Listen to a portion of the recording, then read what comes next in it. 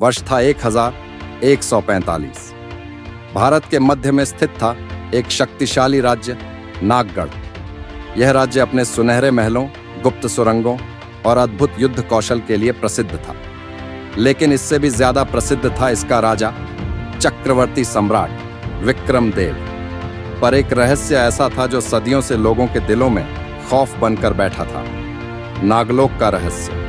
कहा जाता था कि नागगढ़ के सिंहासन के नीचे एक गुप्त द्वार है जो सीधे नागलोक तक जाता है। यह द्वार केवल हर 12वें वर्ष की अमावस्या की रात को ही खुलता है। इस रहस्य को केवल राजा जानता था और शायद अब उसे कोई और भी जानने की कोशिश कर रहा था। एक रात विक्रमदेव ने एक अजीब सपना देखा। एक विशाल काले नाग ने उन्हें पुकारा, विक्रम, तूने वादा किया था, तू भूल गया। राजा घबराकर उठ बैठे। उनकी आंखों में पसीना और दिल धड़क रहा था। यह सपना उन्होंने 12 साल पहले भी देखा था, उस दिन जब वो पहली बार राजा बने थे। वह जानते थे कि समय आ चुका है। राजा ने महल में विशेष सुरक्षा बढ़ा दी। सैनिकों को आदेश दिया गया कि महल के पश्चिमी हिस्से में कोई न जाए। लेकिन महल में एक और व्यक्ति था जो इस रहस्य को जानने के लिए मर मिटने को तैयार था। राजकुमार आरव।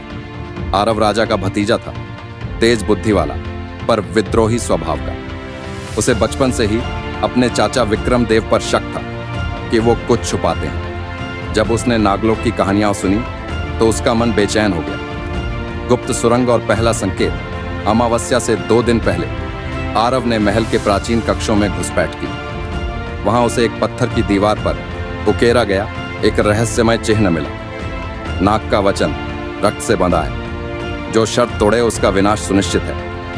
राजकुमार आरव उस रहस्यमय दीवार को देर तक निहारता रहा। शब्द तो पत्थर में उकेरे गए थे, लेकिन उनकी गूंज उसके मन में हो रही थी। नाग का वचन रक्त से बंधा है। उसने अपने पिता से कभी इस विषय में नहीं सुना था।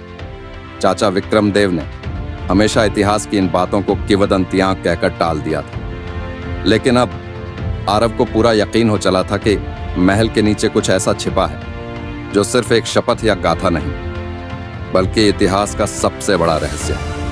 अगली रात आरव ने अपने सबसे भरोसेमंद साथी दिव्यांश को अपने साथ मिलाया। दिव्यांश महल का रक्षक था, लेकिन आरव का मित्र भी। दोनों ने मिलकर एक योजना बनाई। अमावस्या की रात से 1 दिन पहले वे पश्चिमी प्राचीन कक्षों के नीचे खुदाई करेंगे। लेकिन तभी महल में एक खबर फैली, राजा विक्रमदेव बीमार है। कोई नहीं जानता था कि क्या हुआ। वैद्य ने बताया कि राजा को नींद में चलने की बुरी आदत लग गई है और वे रात को अजीब अजीब बातें बड़बड़ाते हैं। वचन टूटा तो रक्त बहेगा, सिंहासन बचेगा नहीं। यह बात रानी तक पहुंची।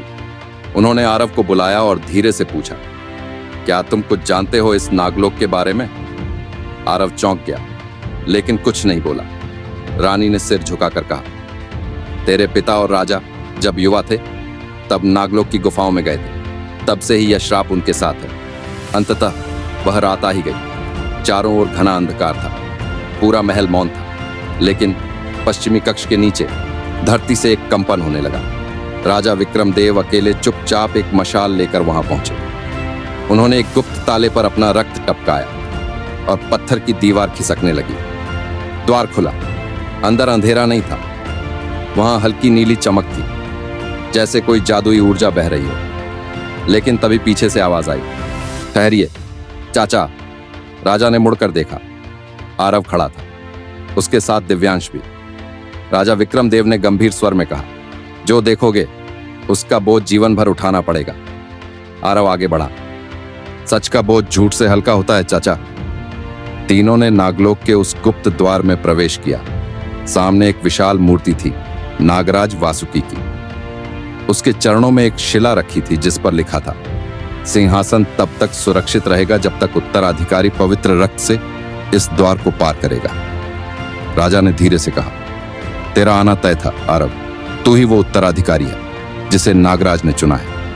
राजकुमार आरव उस रहस्यमय दीवार को देर तक निहारता रहा। शब्द तो पत्थर में उकेरे गए थे, लेकिन उनकी गूंज उसके मन में हो रही थी। नाग का वचन रक्त से बंधा है।